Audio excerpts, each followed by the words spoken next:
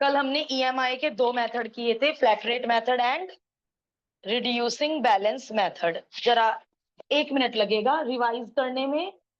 Flat rate method का formula बोलो।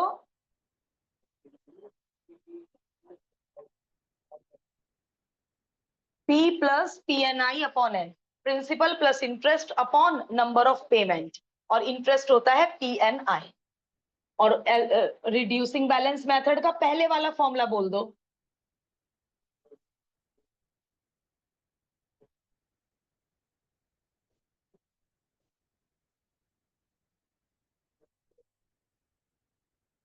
Very good, याद हो गया। दूसरे वाले फॉर्मूले में आपने 1 + i⁻n से ऊपर नीचे डिवाइड कर दिया था। वो तो हमें ब्रैकेट बता देगा कि पॉजिटिव पावर की वैल्यू गिवन है या नेगेटिव पावर की वैल्यू गिवन है। तो ये फॉर्मूला तो हमें अच्छे से याद हो ही जाने चाहिए। अब amortization ऑफ लोन्स। अब ये कोई नई चीज नहीं है। फॉर एग्जाम्पल मेरी ईएमआई बंधी 10,000 पर महीने, तो 10,000 में क्या चुकता हो गया? थोड़ा सा प्रिंसिपल चुकता हो गया एंड प्लस इंटरेस्ट भी जा रहा है। और जब साल खत्म हो जाए, मतलब पेमेंट मान लो 12 पेमेंट है, मैं 12 पेमेंट कर चुकी हूँ, तो मैं क्या क्या पे करूंगी? 10,000 इंटू 12। क्या क्या गया 10,000 इंटू 12 में? एक्चुअल प्रिंसिपल, एक्चुअल लोन तो मैंने लौटा ही दिया जितना मैंने कर्जा लिया था, प्लस इंटरेस्ट। तो उस टेबल को बनाना कि एक इंस्टॉलमेंट तुमने दे दी तो इतना प्रिंसिपल चुकता हो गया, इतना इंटरेस्ट चुकता हो गया। फिर उस प्रिंसिपल को पुराने प्रिंसिपल में से घटा देना, उसे बोलते हैं आउटस्टैंडिंग प्रिंसिपल, यानी जो प्रिंसिपल बचा। फिर पेमेंट कर दी, फिर हमने कुछ प्रिंसिपल कुछ इंटरेस्ट लौटा दिया, फिर उस प्रिंसिपल को पुराने प्रिंसिपल में से घटा देना। फिर तीसरी पेमेंट के दौरान कितना प्रिंसिपल आउटस्टैंडिंग है, आउटस्टैंडिंग मतलब कितना प्रिंसिपल अभी पे करना बचता है। ठीक है, तो amortization of loan, amortization refers to the process of paying off a loan through a scheduled, predetermined sequence of equal payment। जो हम ईएमआई दे रहे हैं उनकी बात हो रही है। और उस इक्वल पेमेंट में क्या क्या इंक्लूड होगा? Interest on outstanding loan and repayment of part of the loan. अब ये जो मैंने इतने सारे शब्द लिखे हैं, ये आपको इस एमोर्टाइजेशन टेबल से समझ आ जाएगा। पहले हम जो फॉर्मूलाज यूज करेंगे वो फॉर्मूलाज लिख लेते हैं। राइटिंग यदि नहीं पढ़ पा रहे हैं, एमएल अग्रवाल का पूरा पहला पैराग्राफ है।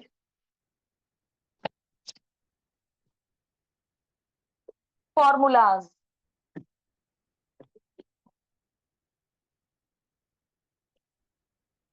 क्या क्या फॉर्मूले हम इन क्वेश्चंस में यूज करने वाले हैं।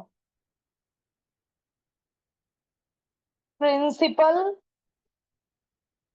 Outstanding at the beginning of kth period. मान लो एन है 20, मुझसे पूछा बताओ 13th पीरियड शुरू होने से पहले कितना प्रिंसिपल अभी चुकाना बाकी है। तो अब मैं पूरी टेबल को ही बनाऊंगी, मैं तो फॉर्मूला लगा के बता दूंगी कि भाई इतना प्रिंसिपल चुकाना बाकी है अभी 13th पेमेंट से पहले। ठीक है, और वो फॉर्मूला है EMI मल्टीप्लाइड बाय 1 + i⁻n-k+1। ये n और k तो समझ आ रहा होगा। k मान लो n तो है 20 पेमेंट और k है मान लो 13th के बिगिनिंग में पूछा उन्होंने, तो k 13 हो गया और n तो 20 चलेगा पूरे क्वेश्चन में। अपॉन i इंटू 1 + i⁻n-k+1, और एन्युटी टेबल वाला EMI मल्टीप्लाइड बाय, ये डॉट्स हटा देते हैं, multiplied by small A N minus K plus one के ऊपर बार स्लैश आई, ये एन्युटी टेबल वाला formula. Interest paid in kth payment, मान लो 13वीं पेमेंट जब गई, 13वीं पेमेंट जब गई तो इंटरेस्ट कितना पे किया बंदे ने, तो ये इस फॉर्मूले से पर्टिकुलर पेमेंट का इंटरेस्ट पता चल जाएगा आपको। पूरा शेड्यूल, पूरी टेबल बनाने की नीड नहीं है, फॉर्मूला लगाओ और आंसर पाओ। और देखो बस ये क्या, EMI, ये डिनोमिनेटर में से आई मिसिंग है, बस फॉर्मूला रिजेंबल कर रहा है, याद करना आसान है।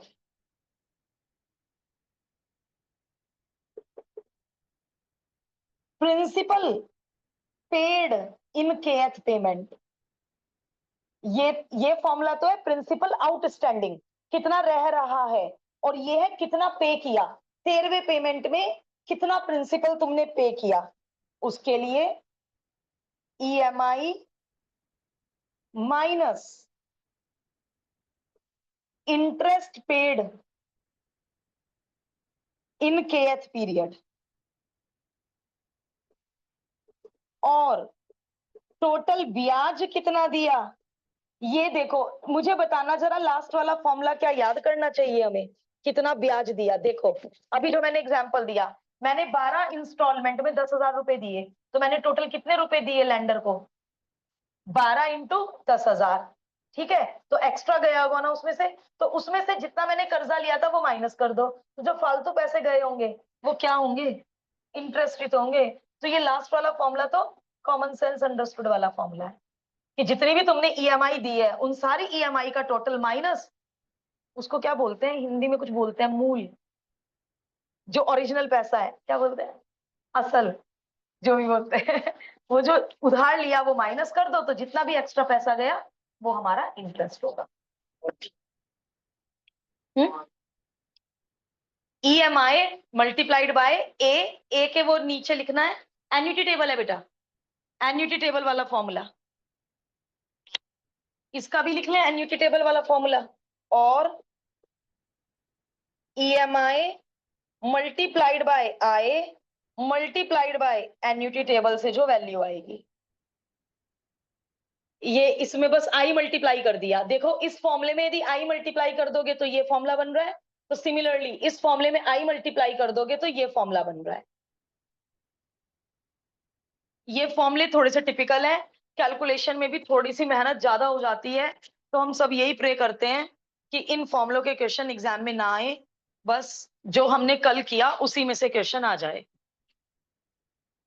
काश ही कह सकते हैं।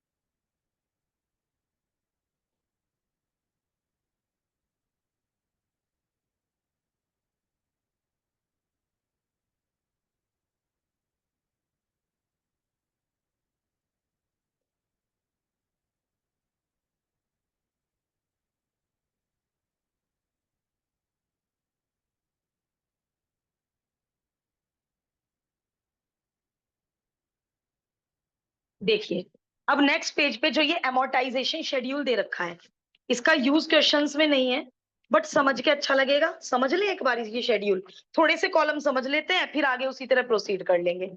ये रब नहीं करूंगी भव्य। एमोर्टाइजेशन शेड्यूल पे आ जाओ। सपोज इस टेबल के ऊपर जो पैराग्राफ है, फॉर्मूलाज के बाद जो पैराग्राफ है वहां पर आओ। एक पर्सन ने कितना रुपया उधार लिया, पढ़ो। 1 लाख। कितना टाइम के लिए, 1 साल के लिए। और वो लोन रीपे करना चाहता है ईएमआई के द्वारा। बैंक ने चार्ज किया 12% पर एनम। तो हम ये टेबल बना रहे हैं और एमोर्टाइजेशन शेड्यूल शो करने की कोशिश कर रहे हैं। चलो आ जाओ। अब मैं हेडिंग्स नहीं लिख रही बेटे, हेडिंग हम इसमें से ही पढ़ लेते हैं, क्योंकि ये बस हम ऐसे ही अपनी जनरल नॉलेज गेन करने के लिए टेबल समझ रहे हैं। पहले महीने में कितना प्रिंसिपल आउटस्टैंडिंग, कितना प्रिंसिपल चुकाना है मुझे, 1 लाख। पहले महीने में तो 1 लाख के 1 लाख ही आउटस्टैंडिंग प्रिंसिपल माना जाएगा। कितना पैसा है चुकाने के लिए। ईएमआई पेड, ये ईएमआई बेटे इन्होंने कैलकुलेट कर ली उस फॉर्मूले से, क्योंकि सब कुछ पता है। प्रिंसिपल पता है, एन हो गया 12। क्यों हो गया एन 12, 1 साल है ना। एन हो गया 12, रेट हो गया 12%, आई हो गया 12/1200, है ना। तो इन्होंने फॉर्मूला लगा के ये यहाँ पे सीधा ईएमआई भर दिया 8,000 समथिंग। अब इंटरेस्ट, इंटरेस्ट 1000। इंटरेस्ट ऐसे निकाला होगा जैसे भी निकाला होगा, मुझे ऐसे हैबिट है, P into R into T upon 100। Rate को मैंने 12 ना लेके 12/12 ले लिया। मंथली पेमेंट हो रहा है ना। या ये समझ लो, रेट सिंपल इंटरेस्ट से निकाल लिया मैंने, 1000 आ गया रेट। ठीक है, रेट 1000 हो गया। अब इन्होंने लिखा है लास्ट में 7884। लगाओ आइडिया, ये कहां से आया होगा। Principal paid at the end of each month, क्या है ये कैसे आया 7884। वैसे तो साफ साफ दिख रहा है कि मैम इन दोनों को सब्ट्रैक्ट करके आया। 8848 में से 1000 सब्ट्रैक्ट कर दिया तो 7884। मतलब ये क्या चीज है, ये जो ईएमआई है, उस ईएमआई में 1000 रुपए तो गए ब्याज के, तो वो 7000 समथिंग रुपए किसके गए, प्रिंसिपल के गए। तो अब जो वो 1 लाख था, अब कितना होगा आउटस्टैंडिंग। दूसरे महीने के शुरू में अब कितना होगा आउटस्टैंडिंग। 1 लाख में से क्या घटाऊं, वेरी गुड, 7884.88 ये घटेंगे। अब ये दूसरे महीने में ये प्रिंसिपल माना जाएगा जो घटा के आएगा। अब कुछ बच्चे कहते हैं इसमें से ये घटा दो, नहीं गलत, इसमें से ये कैसे घटा दो। ईएमआई में क्या क्या इंक्लूडेड होता है, इंटरेस्ट प्लस प्रिंसिपल। तो आपने इतना सारा प्रिंसिपल नहीं दे दिया, फिर बंदे के पास इंटरेस्ट क्या जाएगा, प्रिंसिपल तो गया उतना, 1000 रुपए गए इंटरेस्ट के फॉर्म में। तो अब ये घटा के जो आएगा मैं बुक में से लिख लूं, 92115.12। ईएमआई बेटा इस टेबल की तो डाटा चेंज ही नहीं होगा, इस टेबल का डाटा यही क्यों चलता रहेगा, सेकंड कॉलम का डाटा सेम क्यों चलेगा। ईएमआई तो फिक्स होती है, ईएमआई थोड़ा ना कम ज्यादा होगी, इंटरेस्ट चेंज हो जाएगा। अब इंटरेस्ट निकालते हुए मैंने पहले प्रिंसिपल 1 लाख लिया था, अब मैं प्रिंसिपल ये लूंगी, तभी तो इंटरेस्ट बार बार कम होगा, तभी तो ये रिड्यूसिंग बैलेंस मेथड है। क्या फर्क था दोनों मेथड में, फ्लैट रेट मेथड में इंटरेस्ट सेम ही चलता है, फिक्स। यहाँ पे इंटरेस्ट क्योंकि प्रिंसिपल कम होता जाएगा तो इंटरेस्ट भी कम होता जाएगा। तो इन्होंने कर लिया कैलकुलेट, ये इंटरेस्ट आ गया। अब इन दोनों को कर दो सब्ट्रैक्ट, तो ये हो गया principal paid at the end of each month. 2 महीने बाद इतना प्रिंसिपल तुमने पे कर दिया, 2 महीने के शुरू में इतना प्रिंसिपल बकाया था। अब तीसरे महीने का प्रिंसिपल कैसे निकालूंगी, तो ये होता है एमोर्टाइजेशन शेड्यूल। अब मुझसे कोई पूछे 8वें महीने का प्रिंसिपल आउटस्टैंडिंग बताओ या प्रिंसिपल पेड बताओ, तो मैं क्या पूरी टेबल बनाने वाली हूं बैठ के। Principal outstanding at the beginning of 8th period, मैं एन को 12 के को 8 भर दूंगी। Interest paid in kth period, kth period में 8वें पीरियड में जो इंटरेस्ट पेड होगा सीधा आएगा मेरे पास इस फॉर्मूले से। Principal paid in kth period, last column का आंसर सीधा आएगा इस फॉर्मूले से। बिगिनिंग समझ रहे हो, ये जितना प्रिंसिपल दूसरे महीने के शुरू में बकाया है मुझे चुकाना है, और इतना प्रिंसिपल मैंने दे दिया 2 महीने बाद, ठीक है। और ये इंटरेस्ट पे किया मैंने, तो ये interest paid in kth payment, principal paid in kth payment, और ये जो उस सेकंड महीने के शुरू में जो प्रिंसिपल मुझे चुकाना है। तो हमें ये शेड्यूल नहीं एग्जाम में बनाना। हर क्वेश्चन में शेड्यूल कैसे बनाएंगे, बहुत कैलकुलेशन हो जाएगी। तो एग्जामिनर जो भी पीरियड कहे, 13वां पीरियड, 14वां पीरियड, 15वें पेमेंट का बताओ, तो मैं के को 15 भर दूंगी, ठीक। चलिए अब आ जाइए एग्जाम्पल नंबर 6 पर। एग्जाम्पल नंबर 6, पहले फॉर्मूलाज वगैरह लिख लो, और एग्जाम्पल 6 में पहले अपना पूरा दिमाग लगाओ।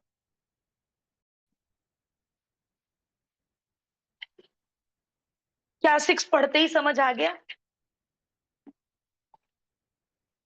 एक कपल को एक घर खरीदना है, कितनी जीरोज हैं? 1 2 3 4 5 6, 6 ही है ना।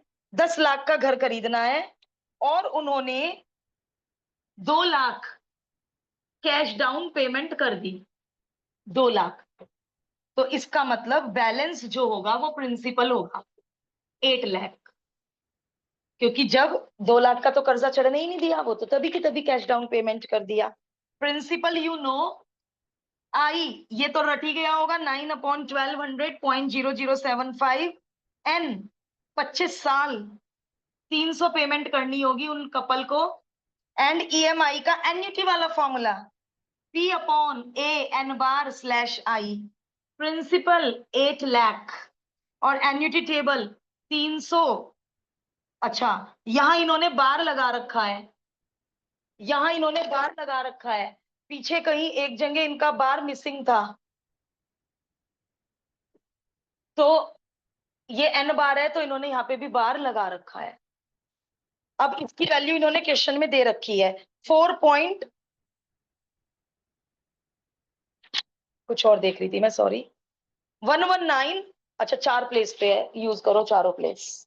इन्होंने राउंड ऑफ किया क्या, देखे सॉल्यूशन?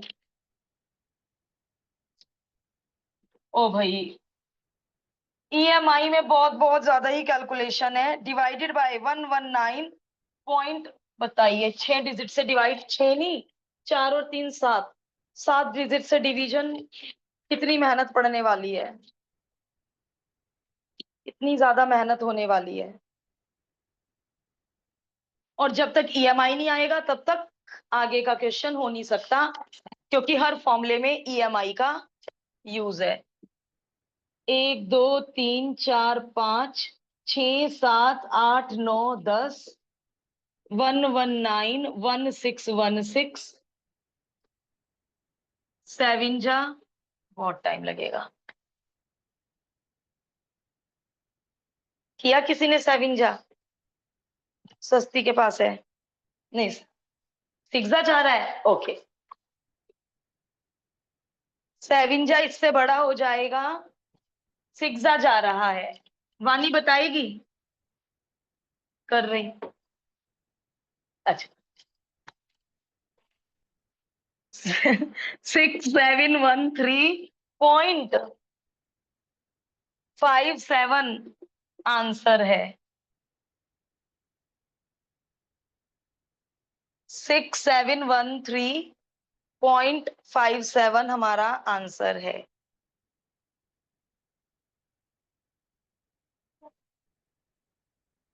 हम्म,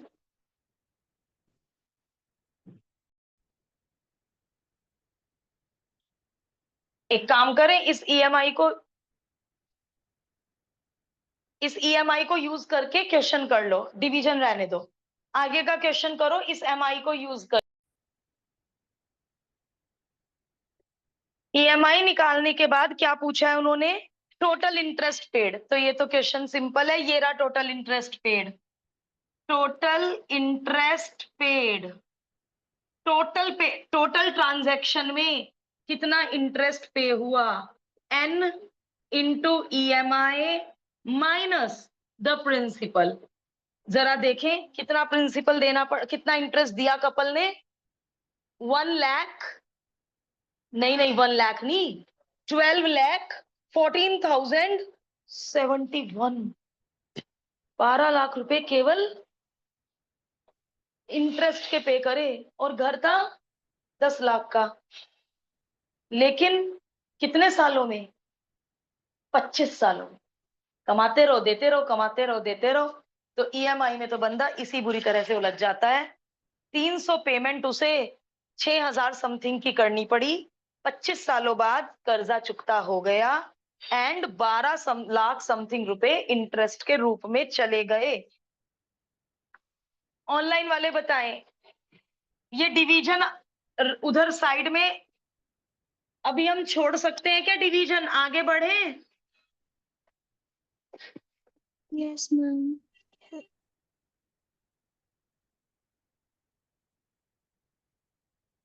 और जब एक्सरसाइज करेंगे तब हमारे पास ऑप्शन नहीं होगा। तब चाहे हमें डिवीजन में 5 मिनट क्यों नहीं डिवोट करने पड़े, हम डिवाइड करेंगे एक्सरसाइज में। प्लीज आप कैलकुलेटर उठा के डिवाइड मत करना। मैं कह तो रही हूं, उस साल बच्चे बुरी तरह से फंस गए थे। 4 नंबर में केस स्टडी दी थी और इतनी कैलकुलेशन थी, मैक्सिमम बच्चा उस केस स्टडी को इनकम्प्लीट छोड़ के आया है, मैक्सिमम बच्चा।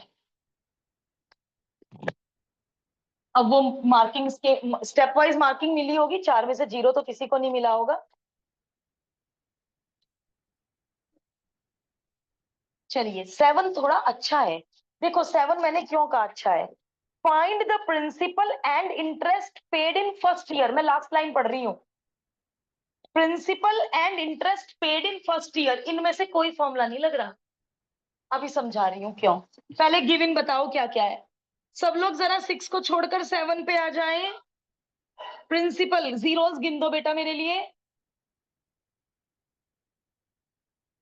6, ठीक है। 10 लाख प्रिंसिपल है, बैंक से घर के लिए उधार लिया, 10 साल, 10 साल में पेमेंट किया, 120 पेमेंट आई, फिर दोबारे 9/1200, जिसका डिवीजन हमें रटी गया।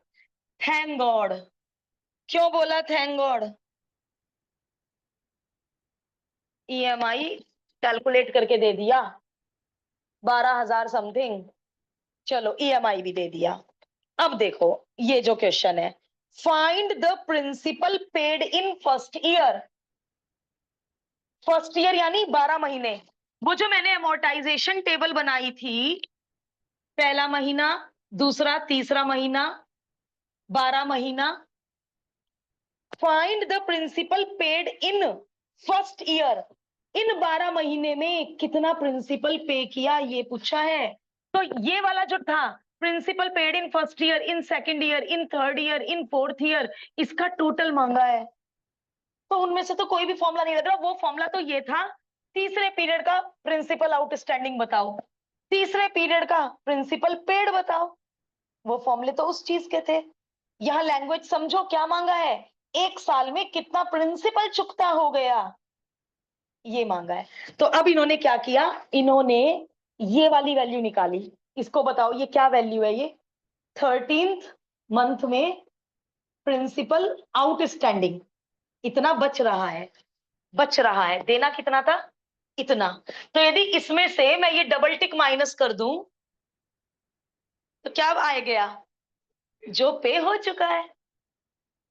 यूज तो हुआ वो formula, but principal outstanding in 13th मंथ, जो आंसर आया वो फाइनल आंसर नहीं है। वो तो वो रुपए हैं जो अभी बचते हैं 13वें महीने के शुरू में। क्वेश्चन है 12 महीने 1 साल में कितना पे कर चुके। तो 10 लाख में से ये आउटस्टैंडिंग वाला प्रिंसिपल माइनस कर दूंगी तो पता चल गया कितना पेमेंट हो चुका। ठीक है, पक्का श्योर? ऑनलाइन वाले बताएं बेटा, इज इट ओके कि ये 13th का प्रिंसिपल आउटस्टैंडिंग क्यों निकाल रहे हैं?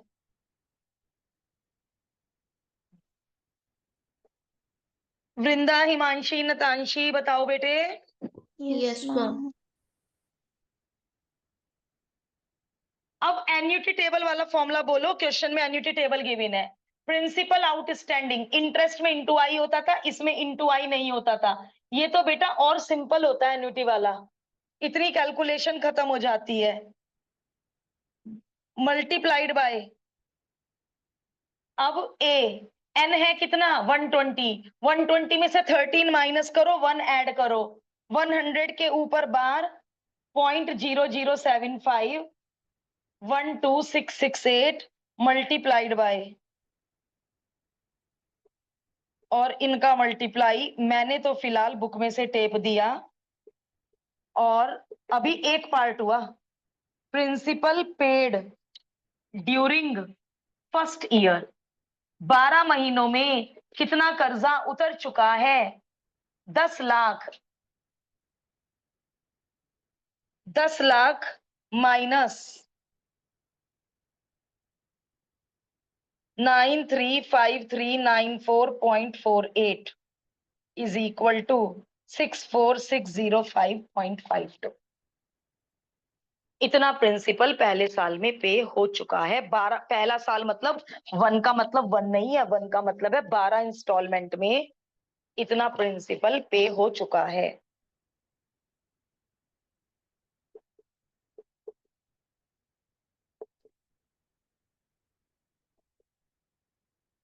एक मिनट, मुझे ये और लिखवा दो, फिर आप अपनी स्पीड से लिखना।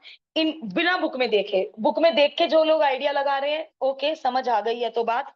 कैसे निकालूं एक साल में कितना एक्स्ट्रा मनी पे हुआ, कितना इंटरेस्ट पे हुआ एक 12 महीने में, कैसे निकालूं?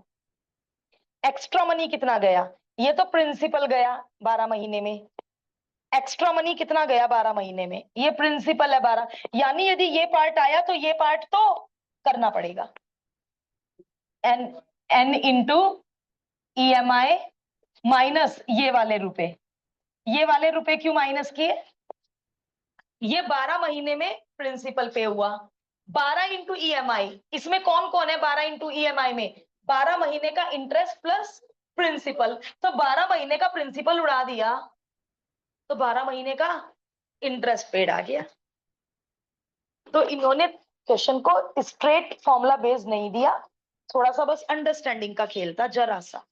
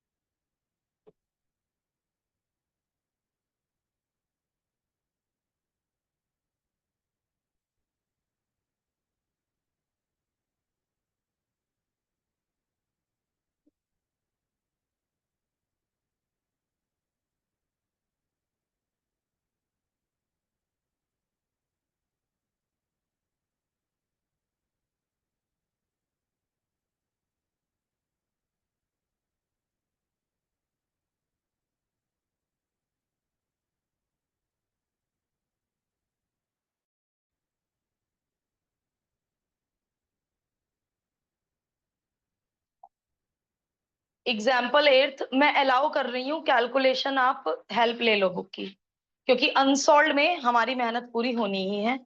अनसॉल्व में आप प्रॉमिस करके जाएंगे कि मैम हम कैलकुलेटर की हेल्प नहीं लेंगे।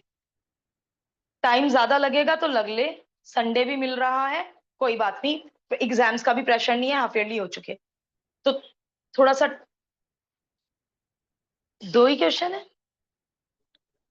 9 10 11 12 13, तो चाहे कितना भी टाइम लगे, और MCQ भी करने हैं। आप 8th में हेल्प ले लो कैलकुलेशन में, यदि हेल्प लेनी है कहीं डिवीजन में थोड़ी बहुत हेल्प लेनी है तो ले लो।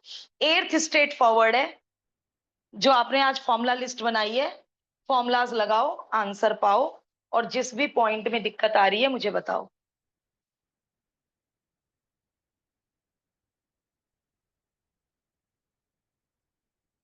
इस वाले पोर्शन में कल वाले पोर्शन से भी ज्यादा कैलकुलेशन है, क्या ही कर सकते हैं, नथिंग कैन बी डन।